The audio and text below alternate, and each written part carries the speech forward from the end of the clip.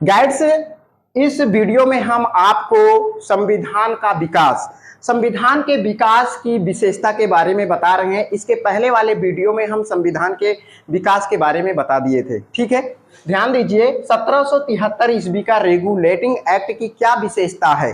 ठीक है, क्या विशेषता है तो ध्यान दीजिए कि 1773 ईस्वी का रेगुलेटिंग एक्ट के अंतर्गत इस अधिनियम को 1773 ईस्वी के अधिनियम को कहां से लिया गया?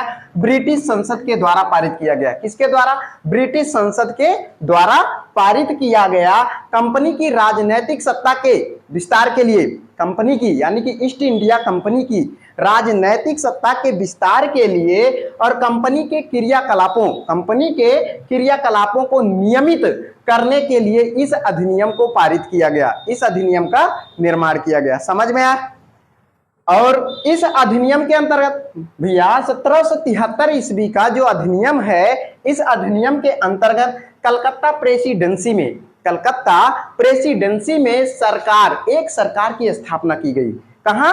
कलकत्ता प्रेसिडेंसी में। किसमें? कलकत्ता प्रेसिडेंसी में एक सरकार की स्थापना की गई, जिसमें गवर्नर जनरल और उसकी परिषद के 4 सदस्य थे। उसकी परिषद में कितने सदस्य थे? 4। एक गवर्नर जनरल था और उसकी परिषद में 4 सदस्य थे। ठीक है, अपनी सत्ता का प्रयोग संयुक्त रूप से करते थे। अपनी सत्ता का प्रयोग जो है वो संयुक्त रूप से करते थे। समझ में आ रहा है ना? फिर उसके बाद क्या हुआ? इस अधिनियम के अंतर्गत 1773 ईस्वी का रेगुलेटिंग एक्ट के अंतर्गत मुंबई और मद्रास प्रेसिडेंसी की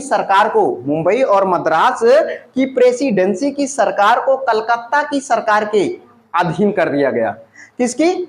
मतलब मुंबई और मद्रास की प्रेसिडेंसी सरकारों को, ठीक है, किसके अधीन कर दिया गया? कलकत्ता की सरकार के अधीन कर दिया गया। समझ में आया? कलकत्ता की सरकार के अधीन कर दिया गया। और फिर क्या हुआ?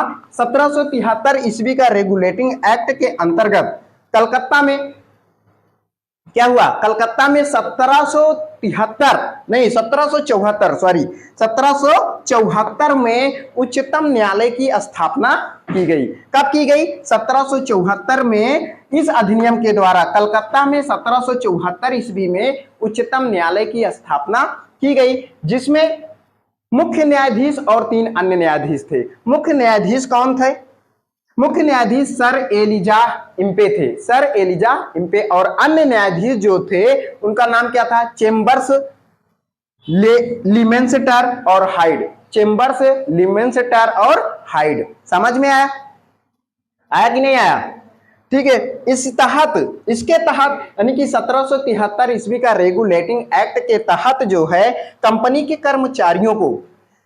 के जो कर्मचारी थे, ईस्ट इंडिया कंपनी के जो कर्मचारी थे, निजी व्यापार करने के लिए उन पे प्रतिबंध कर दिया गया। निजी व्यापार करने और भारतीय लोगों से उपहार तथा रिश्वत लेने पर प्रतिबंध कर दिया गया। समझ में आया? मतलब कह रहा कि ईस्ट इंडिया कंपनी के जो कर्मचारी थे उनको निजी व्यापार करने के लिए और भारतीय लोगों से निजी व्यापार करने के लिए और क्या करने के लिए? व्यापार करने और भारतीय लोगों से उपहार व रिश्वत लेने के लिए क्या कर दिया गया? उस पे प्रतिबंध कर दिया गया। समझ में आया? इस अधिनियम के द्वारा यानी कि 1773 ईस्वी के अधिनियम के द्वारा ब्रिटिश सरकार को बोर्ड ऑफ डायरेक्टर के माध्यम से कंपनी पर नियंत्रण क्या हो गया? सशक्त हो गया। किसके? ब्रिटिश सरकार को बोर्ड ऑफ डायरेक्टर के माध्यम से कंपनी पर नियंत्रण क्या हो गया? सशक्त हो गया। समझ में आया? सशक्त हो गया इस अधिनियम के द्वारा। ठीक है, फिर क्या हुआ? इसे भारत में इसके राजस्व, नागरिक और सैन्य मामलों की जानकारी ब्रिटिश सरकार को देना आवश्यक हो गया। समझ में आया? इसमें